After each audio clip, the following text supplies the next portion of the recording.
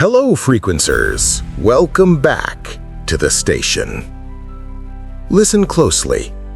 Can you hear it? A sound that echoes in the deepest, most primal parts of human consciousness.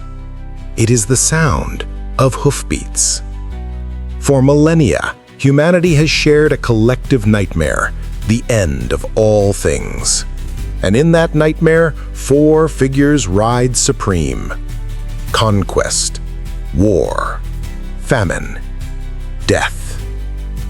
The four horsemen of the apocalypse. They are the ultimate icons of judgment, the celestial mechanics of our destruction, unleashed from the Book of Revelation to ride forth and unravel the world. We know their names. We fear their coming. But what if I told you the roster was incomplete? What if the four figures we know are merely the vanguard, the most famous, but not the only harbingers of the end? The original text describes a symphony of destruction, a cascade of seals, trumpets, and bowls, unleashing terrors far beyond just four riders. And when we look beyond a single text, to the apocalyptic traditions of cultures worldwide, the number of those who herald the end grows. Today, we are not just ranking the four. We are unveiling the eight. We will explore the canonical riders and then journey into the shadows to find the other figures of the apocalypse, the ones you may have never heard of, but who wait just as patiently for their moment to end the world. This is the complete roster of the apocalypse. Our journey begins with the breaking of the first seal. In the vision of John, a voice like thunder cries, "Come!" And from the unfolding scroll of destiny, the first rider emerges, the rider on the white horse. This is, perhaps, the most debated, most misunderstood of all the harbingers. He rides a white stallion, a symbol of purity, or more chillingly, of triumphant conquest. He is given a crown, a mark of royalty and authority, and he carries a bow. He rides forth conquering and to conquer. For centuries, scholars have argued over his identity. Some, seeing the white horse and crown, believe this to be a figure of righteousness, perhaps even Christ himself riding out to spread the gospel before the end. It is a comforting thought, but it is likely a wrong one. The context is one of judgment. The riders who follow are unambiguously horrific: war, famine, death. It makes little sense for a divine savior to lead such a dreadful procession. The consensus of modern interpretation paints a far darker picture. This rider is Conquest. He is the spirit of domination, the relentless drive of empires to expand, the false promise of peace through subjugation. His white robes are a disguise, a mask of righteousness hiding a heart of tyranny. His bow is a particularly insidious detail. Unlike the sword of war, a bow strikes from a distance. It is the weapon of the unseen conqueror, the plague that weakens a city before the armies arrive, or the insidious ideology that captures the minds of the populace without a single soldier crossing the border. But there is another, more visceral interpretation that gained prominence: pestilence. While the word pestilence is never used on the first seal, it's often associated with the third and fourth seals. However, in popular culture, this rider became pestilence. He is the bringer of disease, the biological catastrophe, the pandemic that sweeps across the globe, unseen and unstoppable. His bow shoots arrows of plague, an invisible, terrifying death that precedes the visible horrors to come. Whether he is the tyranny of a new world order or the microscopic terror of a virus, the White Rider is the beginning. He is the promise of order that brings only chaos. And he does not ride alone for long. The second seal is broken, a new cry, and a new horse, this one a dreadful, furious red. The rider who sits astride it is not a subtle conqueror. He is a butcher. This is war. To him, the text says, power was given to take peace from the earth and that they should slay one another. He is not given a bow, a crown, or scales. He is given one simple, brutal tool, a great sword. There is no ambiguity here. This is not the strategic conquest of the first rider. This is the raw, chaotic, bloody reality of human conflict. The Red Rider represents civil strife, endless battle, the collapse of society into us versus them. He is the spirit of rage that turns neighbor against neighbor, nation against nation. His great sword is not a weapon of duels, it is a weapon of slaughter, a tool for reaping lives on an industrial scale. Think of the great wars of history, the fields of the Somme, the fires of Stalingrad, the jungles of Vietnam. This is the Red Rider's domain. He doesn't cause the conflict, he simply unleashes it. He is given the power to take peace, implying that peace is a fragile thing, a thin veil that once removed reveals the monster lurking beneath. His red horse is the color of spilled crimson liquid, of burning cities, of pure, undiluted rage. He is the engine of our self-destruction, the part of us that chooses the sword over the word. As the blood soaks the earth, the third seal is broken. The ground is fallow, the fields are barren, and the black horse appears. Its rider is a gaunt, skeletal figure. He holds no weapon. He wears no crown. He carries only a pair of scales, the kind used for weighing food. As he rides, a voice from among the living creatures is heard, a chilling proclamation. A measure of wheat for a penny, and 3 measures of barley for a penny, and see thou hurt not the oil and the wine. This is famine. He is the inevitable consequence of war.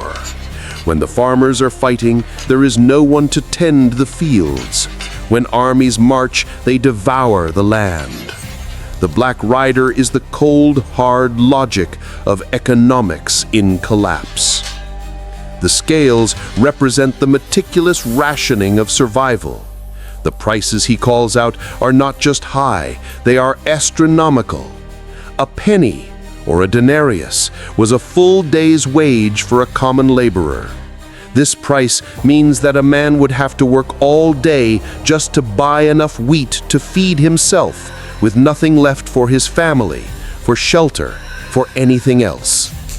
It is the very definition of subsistence living, the world reduced to a desperate daily calculation for a handful of grain. But the most terrifying part of his command is the addendum.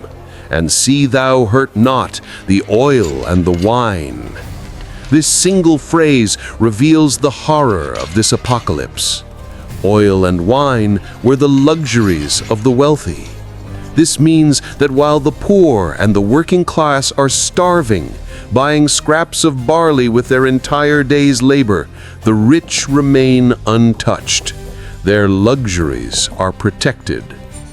The Black Rider is not just starvation, he is inequality. He is the systemic collapse where the wealthy are insulated from the suffering they may have caused, while the masses are left to perish. He is the empty store shelf, the bloated belly, and the indifferent gaze of the powerful. He is the slow, agonizing, and deeply unfair end. The procession is almost complete. The world is conquered by false peace, ravaged by war, and starved by famine. It is weak. It is ready. The fourth seal is broken. There is no triumphant cry. Perhaps there is only a whisper. And the final, most famous horseman appears. His horse is not white, or red, or black. It is pale. In the original Greek, the word is chloros, the same root as chlorophyll. It is not white, but a sickly, pale, greenish yellow. It is the color of a corpse. And the rider. The text gives him a name, and his name that sat on him was Death. He is not given a bow, a crown, or scales. He is given power over a fourth part of the earth. He is given a scythe. He is the reaper. He is the simple, inevitable, biological conclusion to all things. He does not need to be subtle. The other three have done his work for him. He simply rides, and life ends. But he is not the end of the line. The vision states, and hell followed with him. In the Greek, this is Hades, the underworld itself, the grave personified. Death is the act of dying. Hades is the cold, dark place that waits to receive the dead. It is a terrifying duo. Death reaps the soul, and Hades swallows it whole. This rider is the culmination. He is the plague, the sword, and the starvation all rolled into one. He is the ultimate, non-negotiable reality. He is the one force in the universe that cannot be bargained with, fought, or conquered. He is the end. And so, the four canonical riders have passed. But the apocalypse is far from over. These four were just the seals. The trumpets and bowls are yet to come. And in the lore surrounding the end of days, other figures stand just as tall, other harbingers who hold the fate of the world in their hands. Let us now look to the first of our hidden harbingers. He is not a rider, but he is the central antagonist of the entire apocalyptic story. He is the false Messiah, the man of sin, the Antichrist. While the horsemen are forces of nature and humanity, the Antichrist is a specific, singular intelligence. He is the ultimate deception. He will not arrive as a monster wreathed in flame. He will arrive as a savior. Prophecies in the books of Daniel and Revelation describe a figure of immense charisma, a political and military genius who rises from a sea of chaotic nations. He will perform great signs and wonders, healing the sick, perhaps even appearing to control nature. He will do what the White Rider only promised. He will bring peace to the earth. He will solve the world's problems. He will unite all nations under one banner, one economy, one religion. And the world, ravaged by the horsemen, will love him for it. They will worship him. This is his true power, not a sword, but influence. His conquest is not of land, but of the human soul. But it is all a lie. The peace he brings is the peace of a prison. The unity he demands is the unity of total submission. He is described as the beast, and he will demand that all of humanity receive his mark to buy or sell. He will set himself up in the temple, declaring that he is God. This is the ultimate blasphemy, the final act of hubris. The Antichrist is the harbinger of spiritual damnation, the force that makes humanity choose its own subjugation, believing it to be salvation. He is the smile on the face of the tyrant, the sweet-sounding poison, and the final, most greatest test of humanity's soul. While the Antichrist attacks the soul, our next harbinger attacks the body in the most horrifying way imaginable.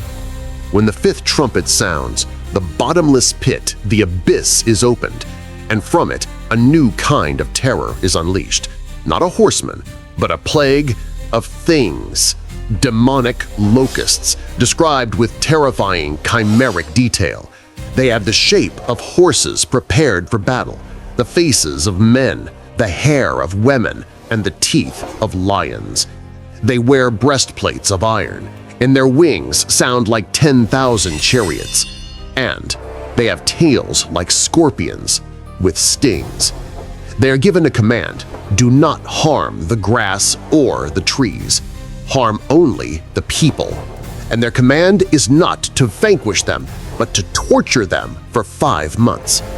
The pain is described as the torment of a scorpion sting, so agonizing that in those days men shall seek death and shall not find it.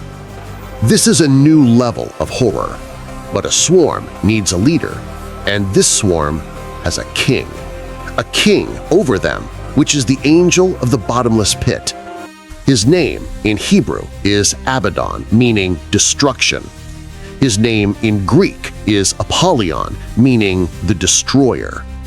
This is our 6th harbinger, Abaddon, the angel of the abyss. He is a fallen celestial being, a prince of the demonic realm, given the key to unleash hell on earth. He is not a mindless force like Famine. He is an intelligent, malevolent entity whose entire purpose is to inflict suffering. He is the embodiment of destruction for its own sake. While the horsemen represent the consequences of human action, Abaddon represents a supernatural invasion. He is the ultimate jailer, opening the cell door to let the worst nightmares of the void spill out onto the world. He is the Lord of the Plague, the general of the monstrous horde, and a true, personal agent of the apocalypse. The land has been ravaged, the spirit has been corrupted, the body has been tormented. But the apocalypse is not just for the land. The channel's creed has always been to look to the unknown, to the universe, and to the deep. Our 7th harbinger comes from there, from the dark, crushing, primordial waters. He is Leviathan. In the Bible, Leviathan is mentioned several times, most notably in the book of Job.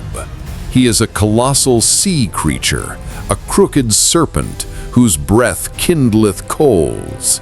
His scales are like shields shut up together, so tight that no air can come between them and no weapon can pierce them.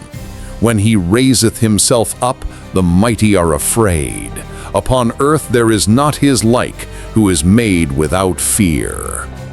In most texts, Leviathan is a primordial monster of chaos, a symbol of the untamable power of the deep ocean, who was defeated by God in the act of creation.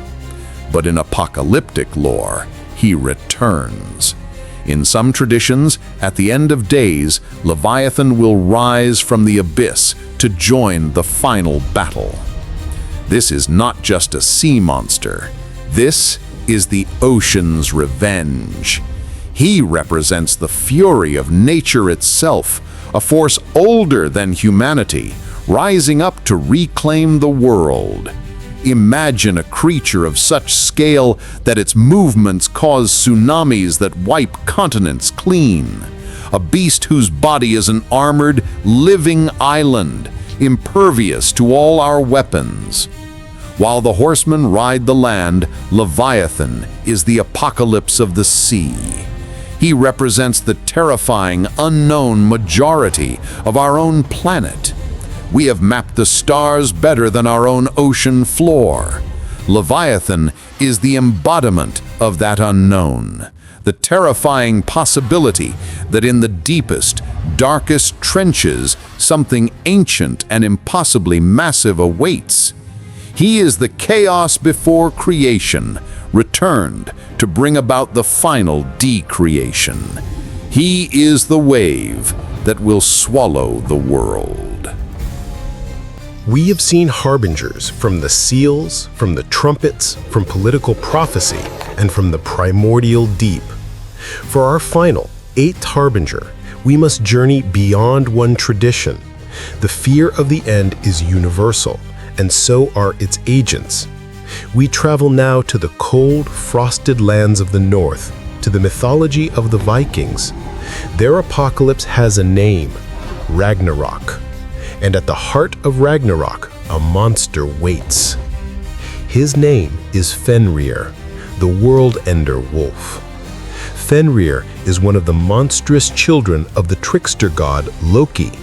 From birth, he was a creature of terrifying power and insatiable hunger. The gods of Asgard saw his potential for destruction and sought to bind him. They tried twice with massive chains of iron, and twice Fenrir snapped them with ease. Finally, the dwarves forged an impossible binding, Gleipnir.